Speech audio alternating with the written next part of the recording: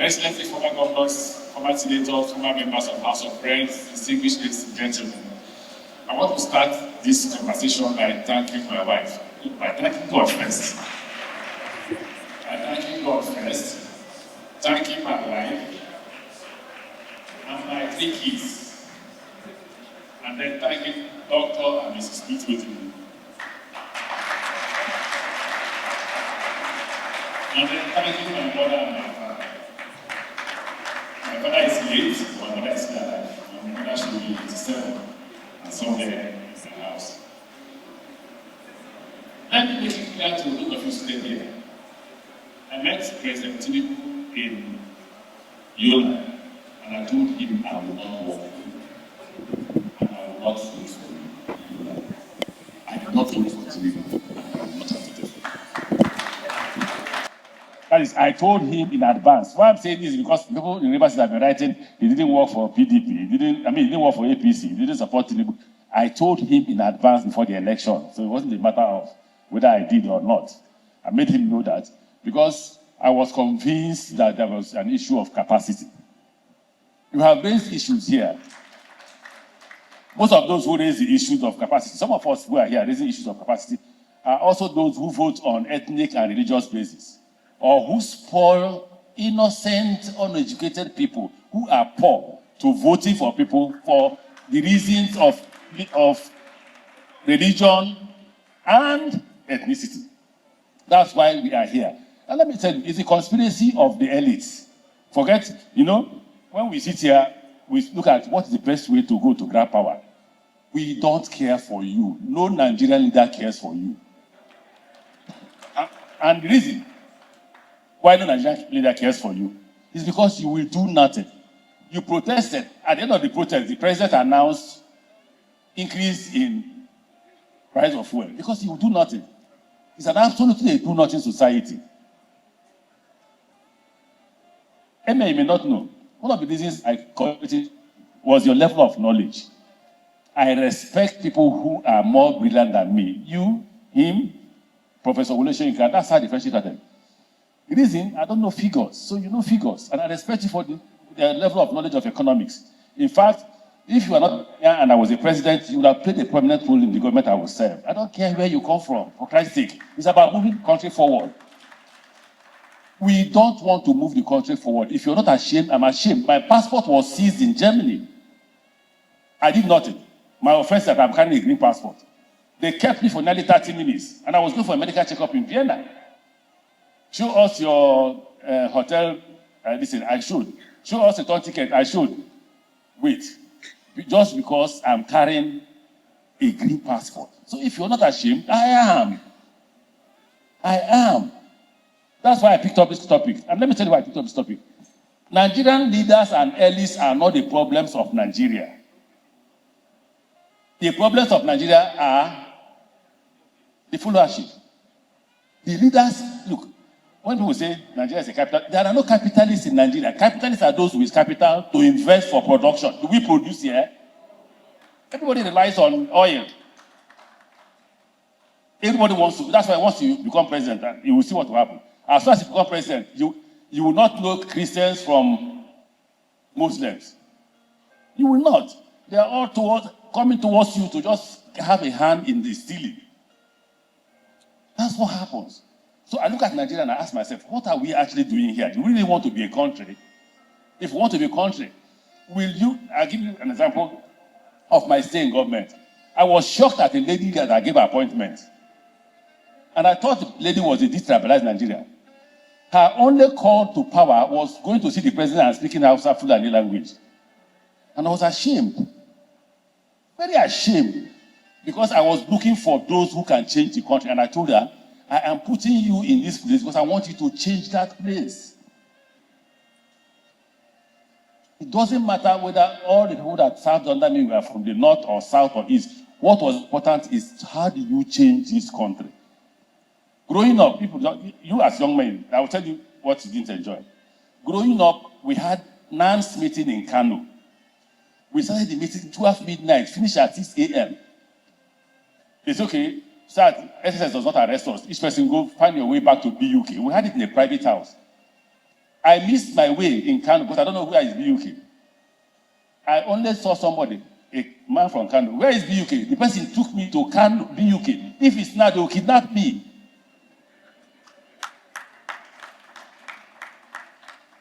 Look, the ordinary northerner who is a Muslim has no problem with the ordinary southerner who is Christian. It is when it comes to election, they will tell you, so let them show you in Islam, where it says, don't say with a Christian. They cannot show you. They will only do that and say, this man is a Muslim, go for him. Now you have Muslim ticket. Let Muslim market come out now. It can't. We are all hungry. All of us are. If you're not hungry, I am. You may laugh. So for us, the opposition, if you want us to remove the man in power, we can remove him from this power. When we are students, we organized the Taisho protest against Babangida. We organized protests against Buhari. And believe me, there was no north and south in the students.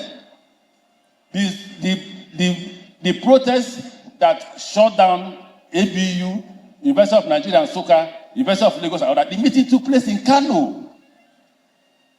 When we finished the meeting at night, everyone was told to go back to his school and mobilize school. Once the National President addressed a press conference, all of us were on the street. You will see a northerner, young, handsome northerner, with a young, handsome southerner, feeling free and eating the same kind of food. Today, we are poisoning the minds of our young men. Even them can't even liberate themselves. We were able to liberate ourselves. Whatever I am today in terms of radicalism is Dr. Chidamota. Because if you read sociology of literature, it's about Marxism. It's about socialism. Yes, there are also capitalist ideas. In Nigeria, there are no capitalist ideas, there are no socialist ideas among the politicians. It's about sharing. The quarrel among the elites is about sharing. No, sir. We want to submit to the opposition if the opposition can lead us out of this problem. And for the opposition to lead us out of this problem, we must all agree to submit ourselves to the interests of the nation first, before the interests of ourselves. That's why I choose this topic. And I like the amendment you made. It's actually state weaponization, because it's not you. It's the state. Even though they are not deliberately weaponizing like he said. They don't have the idea. They don't know how to weaponize you. They don't know. But where the state comes in is, yes, they don't know how to weaponize you. They are weaponizing you inadvertently by stealing the money they should have given you. If I were president, yes, some of the policies they are pursuing, I will pursue them. But ask, what's the failure? The failure is the gains of those policies are in their private. If they bring those gains, okay, we are paying, at the time we are paying close to 4 to 5 trillion naira for oil subsidy. So they've stopped. Why is the 4 to 5 trillion naira? If they dump it on the economy, you will not be crying. We are hedging dollar, right? Between naira and dollar. Now you've stopped. Where is the savings? President Tinubu said it has, what's it called? Our suffering has come to an end yesterday, or yesterday. Has anybody's diet changed? How many of you can buy a cup of garri at the rate? You know, the problem with Nigeria is, if you say the last president was very bad, the incoming one will be worse. When the incoming one takes over, the one before him will have become a king. We will now be wishing that person took over. Because it is a country of sharing money. I thank you for coming. Trust me, I thank you. Waziri, I thank you for coming. In fact, I came to you only once, and you obliged me the request. Emir, I spoke to Emir on the phone. The rest of you, just once, people were telling me, I should have called them several times, should have visited them. Well, I was honored. I worked with Gerard Buratai. I worked with Sadiq. I don't know if Sadiq was here. I didn't know you were from the north. I didn't give a damn. You didn't even behave as if you were from the north. Service, gentlemen, let's see that. How do we solve the problem of the river states on security? You remember when we came, there used to be roadblocks everywhere. Until somebody called me and said, Look, nobody will invest in River State if we see roadblocks. And I met people. People said, you agree with me? And we agreed and removed all the roadblocks. When we did, everyone was shocked. How can you remove roadblocks? We did. Two policies. Insecurity is 99.9% poverty. When Boko Haram started, they said, oh, they were anti-Christians. Is Boko Haram not killing Muslims? It is because hunger does not know religion. So Boko Haram was not selecting Christians and killing them. No. Boko Haram was killing both Muslims and what? And Christians. And let me tell you what I was taught in the university. I don't know if Dr. Amata would agree to this. I'm sure he must have left. I was taught that it is rebellion. That is their own form of protest. They are protesting against the elites. So because they are protesting against the elites, they can't catch the elites. The elites have guns. Here, if you see the number of guns here to protect all of us, not to protect you. So when they look at us, they can't catch us. Who did they catch? They are follow poor men. And when I was governor, when there is an increase in insecurity, I know there is no money in the system. Where is Commissioner for Finance? He became SSG. He's here. What do I tell you? I said, go and release money. Pay contractors, pay salary, pay money. And once you pay, insecurity will do what?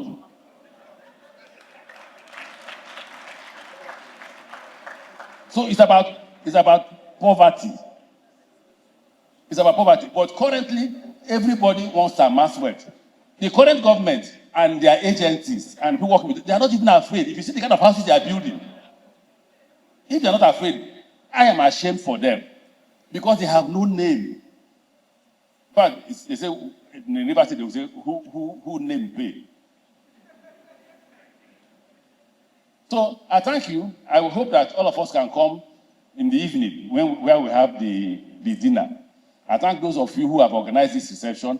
I thank those of you who have come. I thank Governor Suswan and my colleagues. Governor of Niger says that he was more radical than me, and he was older. And as an older radical, you are not a good radical because you're too old. So when he said I'm radical, he was more radical. I was impressed in the governor's forum.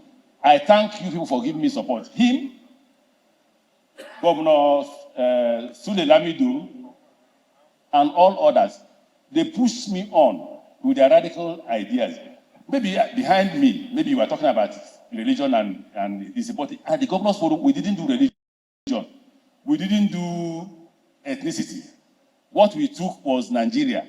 When we dissect Nigeria, some will support, some will oppose. Anybody, when we vote, once the majority takes the position, everybody will join the majority. So I thank my colleagues who have come here, and I thank the Emir of Duse and Emir of Kano. I thank you very much. I thank my former chairman of party when I was in PDP, Prince Secondus, and IGP. I thank my brother governors of Bayelsa.